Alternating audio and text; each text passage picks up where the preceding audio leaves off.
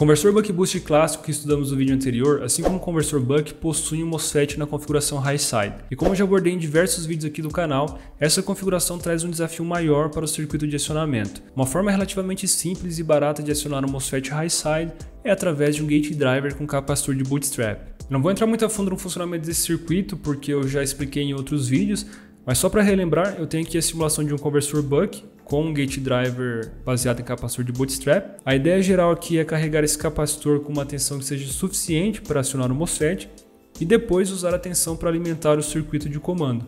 Inicialmente, enquanto o MOSFET não está chaveando, o capacitor vai carregar através do diodo D1 e da própria carga da saída. Nesse caso, eu utilizei a própria tensão de entrada que vale 15 volts para carregar o capacitor. Então ele vai carregar com 15 volts inicialmente e assim a gente pode usar esses 15 volts para acionar aqui o MOSFET entre o gate e o source. Mas reparem que à medida que o MOSFET entra em condução, essa tensão nesse nó que é a tensão do source do MOSFET, assim como a tensão nesse terminal do capacitor, vai aumentar de 0, que estava inicialmente em 0, que é a tensão de saída, para uma tensão próxima da tensão de entrada. E olha que interessante, se aqui aumenta para 15 volts, o capacitor já tinha 15 volts, então a tensão nesse outro ponto vai ser 30 volts. E assim a gente consegue manter a diferença entre o gate e o source com o valor que foi carregado inicialmente no capacitor.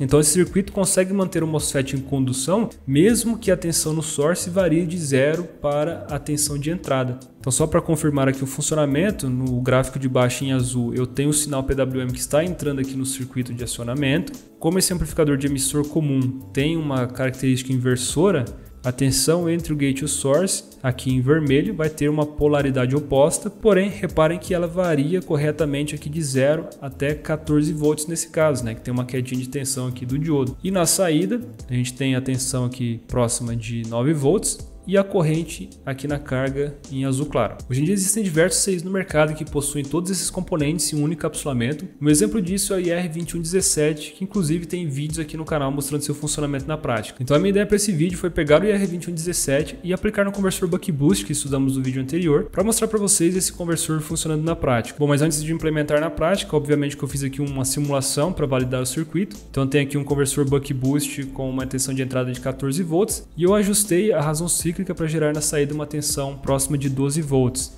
E para minha surpresa, quando eu simulei esse circuito, apesar da tensão aqui na saída ficar negativa, como esperado, a sua amplitude aqui ficou em torno de 6 volts e não de 12 volts. Então eu comecei a investigar o que estava errado aqui no circuito e a primeira coisa que eu analisei foi a tensão entre o gate e o source do MOSFET.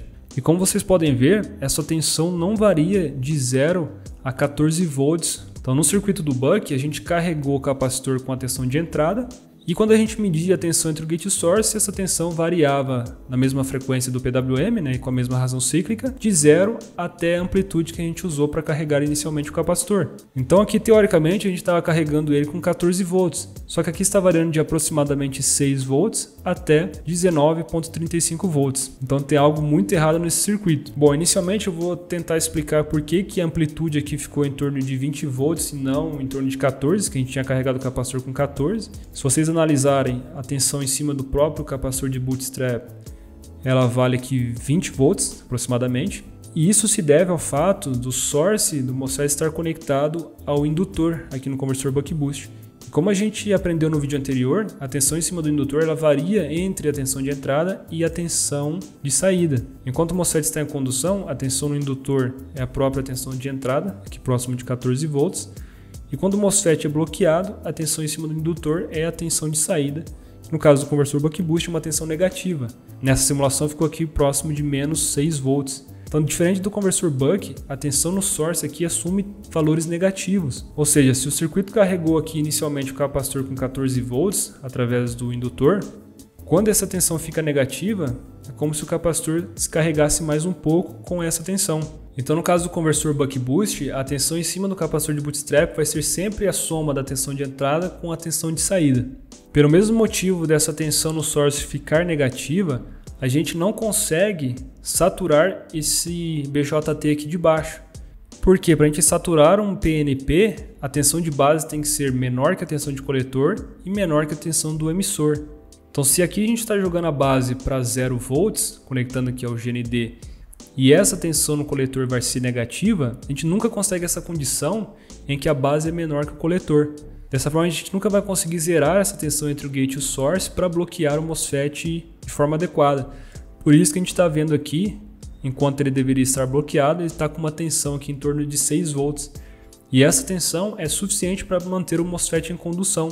E olha que interessante, se a gente analisar a dissipação aqui em cima do MOSFET, ela vai apresentar um valor absurdamente alto, né? Em torno de 600 e poucos watts aqui, 620.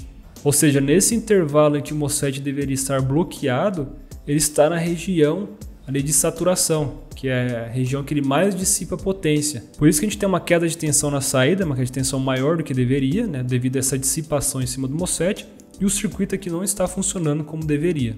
Então qual que é a sacada para a gente conseguir usar esse gate driver no conversor buck boost?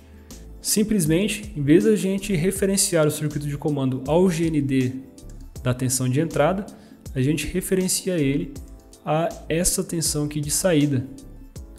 Com isso, em vez da tensão de base variar entre a tensão de boot e 0 volts, ela vai variar entre a tensão de boot e a tensão aqui na saída, que é aquela tensão negativa. E assim a gente consegue uma condição para saturar esse BJT de baixo, né? E assim bloquear o MOSFET por completo. Bom, eu vou simular aqui novamente. Agora a gente tem aqui a tensão na saída estabilizando em menos 12 volts, como esperado.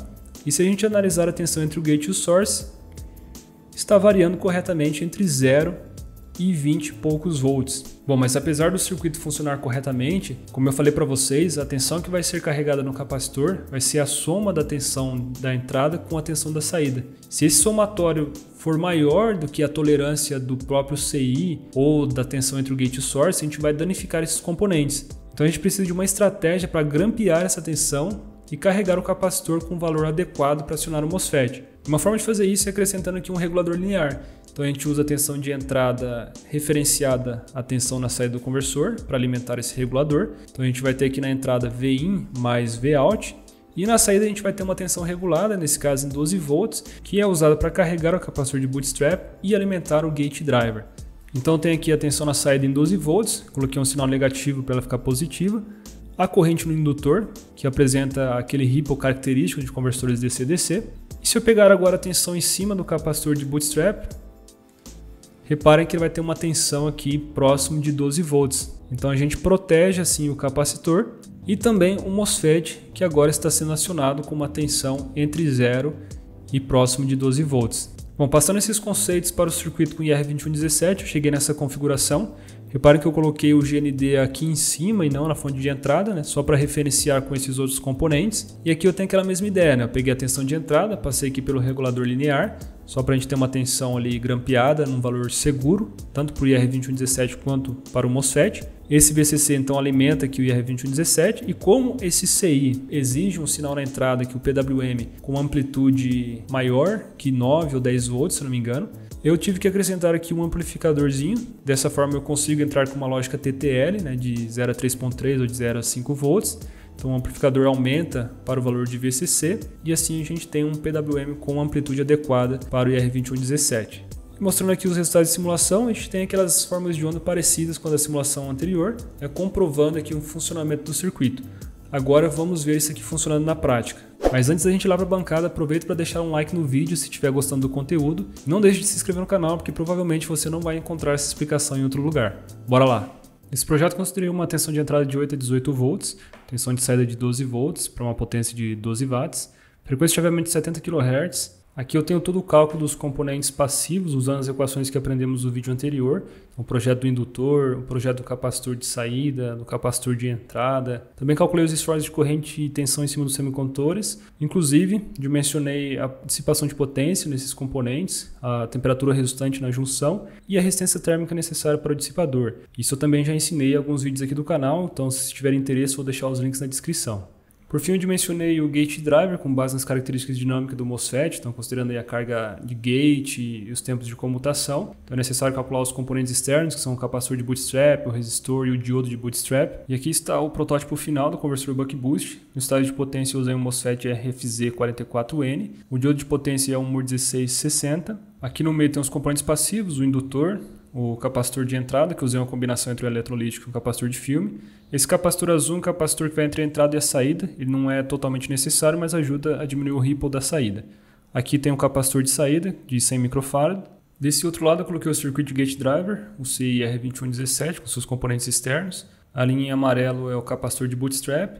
O diodo de bootstrap, que é o IN4148, insere com um resistor de 1 ohm. Aqui do lado tem um regulador linear, que é o LM7815. Por baixo da placa eu tenho um resistor de gate para acionar o MOSFET e também um resistor de pull-down, né, entre o gate e o source. E aqui na entrada eu tenho um amplificador de emissor comum, então o sinal PWM do gerador de funções entra ali naquele header e depois é amplificado para adequar o nível de tensão ao CIR2117. Bom, aqui uma visão geral do setup, então eu usei uma fonte fixa regulada em 15 volts na entrada, um gerador de funções e na saída uma carga resistiva ali em torno de 15 ohms, né, que vai drenar 800 mA aproximadamente. Gosto sempre de iniciar os testes analisando o sinal PWM, então aqui no canal 1 em amarelo tem um sinal na saída do gerador de funções com amplitude de 5 volts, frequência de 70 kHz e razão cíclica de 47,8%. Já no canal 2 em azul eu tenho um sinal lá no gate do MOSFET em relação à referência da saída. Então é um sinal que tem a mesma frequência, porém ele é complementar, né, devido à lógica inversora do amplificador de emissor comum que eu usei lá na entrada. E observe que a amplitude desse sinal está ali em torno de 40 e poucos volts, porque ele é resultado da soma da tensão em cima do capacitor de bootstrap com a tensão de entrada, no momento que o MOSFET é comandado. E isso resulta em Vin mais a tensão do regulador linear, que descarregou previamente o capacitor, mais a tensão de saída, que vai dar em 42 a 44 volts mesmo. Se a gente analisar a tensão no gate agora em relação ao GND da fonte de entrada, é como se a gente subtraísse a tensão de saída daquele sinal anterior. Então o nível lógico alto vai ficar em Vin mais a tensão do regulador linear, que a gente usou para carregar o capacitor previamente, dá 30 volts, e o nível lógico baixo vai ser menos 12 volts, que é a própria tensão de saída. Por isso que agora é possível bloquear o MOSFET, né, mantendo uma tensão entre o gate e o source próximo de zero. Isso fica mais claro de entender quando a gente analisa a tensão no source em relação ao GND da entrada para comparar. Então aqui em amarelo, no canal 1, eu tenho essa tensão no source, que é a própria tensão em cima do indutor.